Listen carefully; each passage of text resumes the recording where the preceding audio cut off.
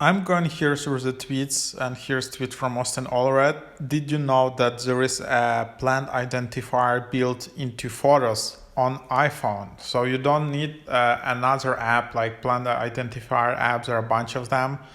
So what you need to do, you need to take a picture of a plant, tap the information icon that appears at the bottom of the screen, and tap look up plant. So like you can see this. So if you tap the picture of a plant, instead of just information icon, you will see some, notification kind of magic icon around it.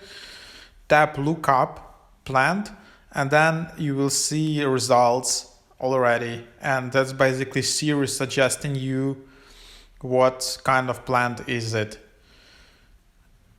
And it can also tell the breeds of the dogs as well.